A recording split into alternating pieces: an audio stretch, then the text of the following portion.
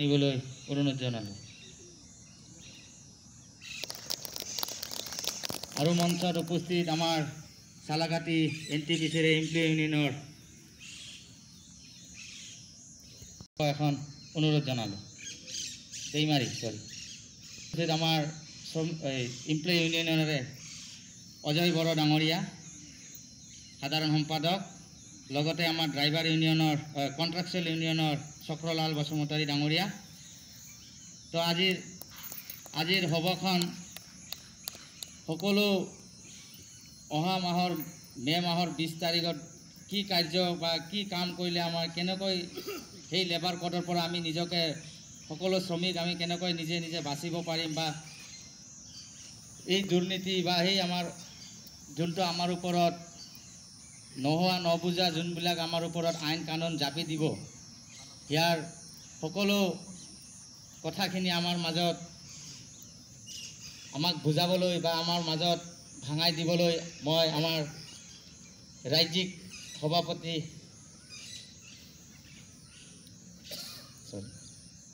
আমাৰ চেণ্ট্ৰেল CITৰ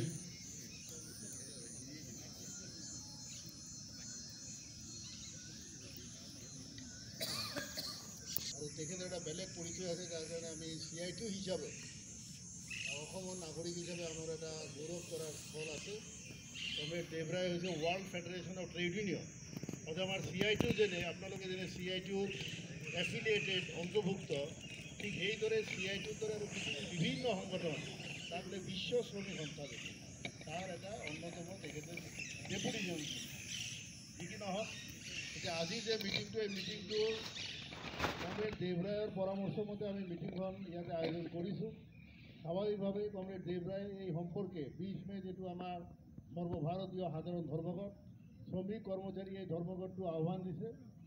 ইয়াতে সকলো শ্ৰমিক সংগঠন আছে।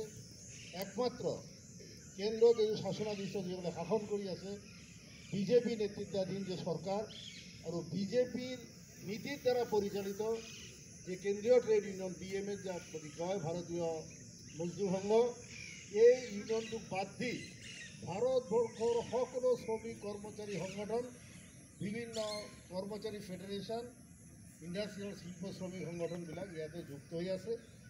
এনেকি কৃষকবিলাকেৰো 24টা কৃষক সংগঠন, আপোনালোকে জানে আগতে কৃষকসকলৰ যিটো আন্দোলন হৈছিল, তাৰ মাজেদি সংযুক্ত কিষাণ মৰ্চা যিটো তৈয়াৰ হৈছে, তেখেতসকলে এইটো সমৰ্থন জনাইছে। আৰু যে দাবীবিলাক আছে, দাবীবিলাক অকল শ্ৰমিক কৰ্মচাৰীৰেই দাবী নহয়, ৰাইজৰ দাবী আছে। আমাৰ দেশৰ বিভিন্ন দেশখন কেনেকৈ আগবাঢ়ি যাব পাৰে, নিবনুৱাবিলাকৰ কেনেকৈ কৰ্মসংস্থাপন সৃষ্টি হোৱা উচিত, কৃষকৰ